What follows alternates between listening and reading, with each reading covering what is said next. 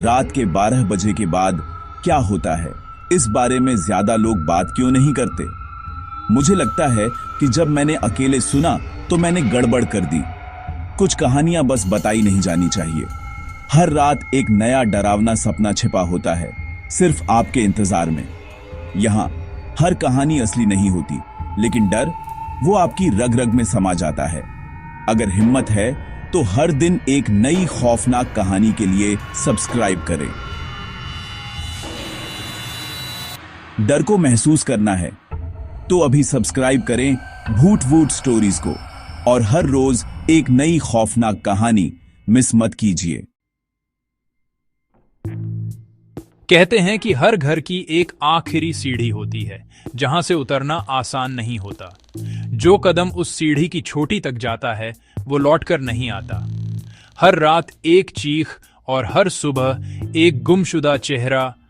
ये कहानी है रागिनी की, जिसने उस आखिरी सीढ़ी को छूने की हिम्मत की थी। पर यह सिर्फ डर की कहानी नहीं है, ये कहानी है एक जिज्ञासा की, एक भूल की और उस रहस्य की जो सालों से बंद है।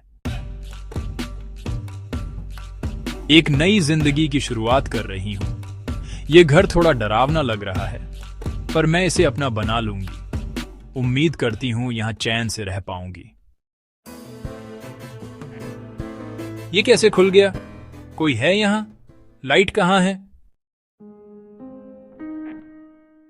यह आवाज कहां से आ रही है?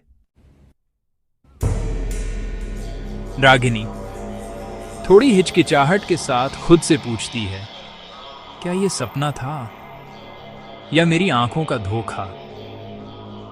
वो बिस्तर पर वापस तो चली जाती है, लेकिन नींद उसकी आंखों से कोसों दूर रहती है। सारी रात उसे किसी की मौजूदगी का एहसास होता है।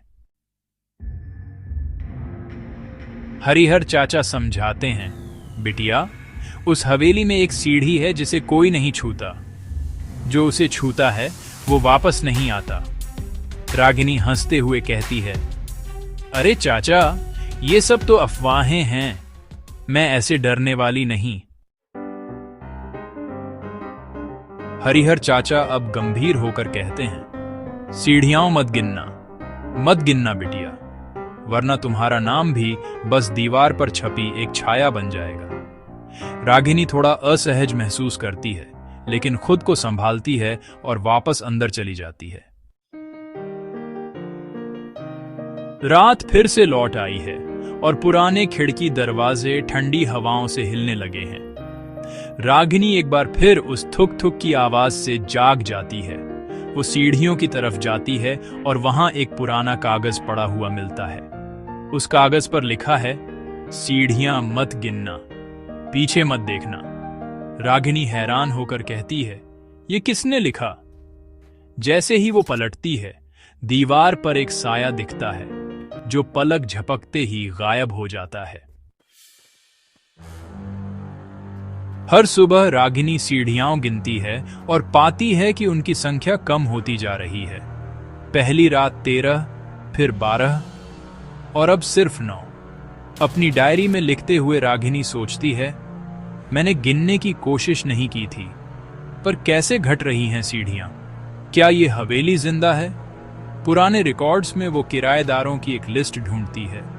कई नाम काट दिए गए हैं और नीचे लिखा है, मृत, लापता, आत्महत्या।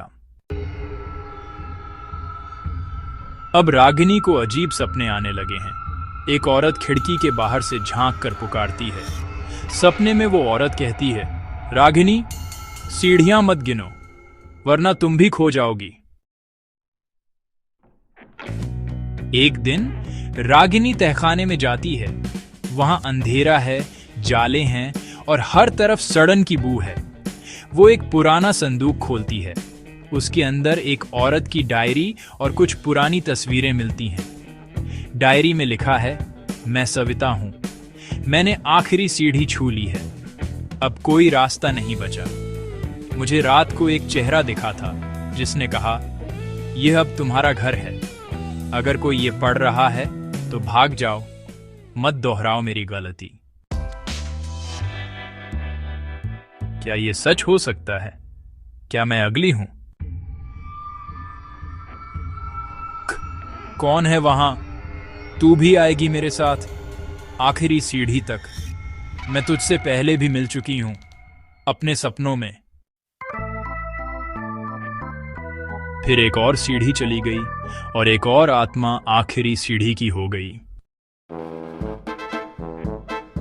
सीढ़ियां मत गिनना, वो आखिरी तुम्हारी नहीं है, वो किसी और की है जो अब भी इंतजार में है।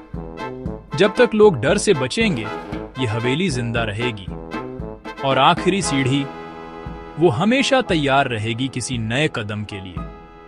हर बार एक नई रागिनी, हर बार एक नया अंत, और हर बार एक और कहानी आहट की।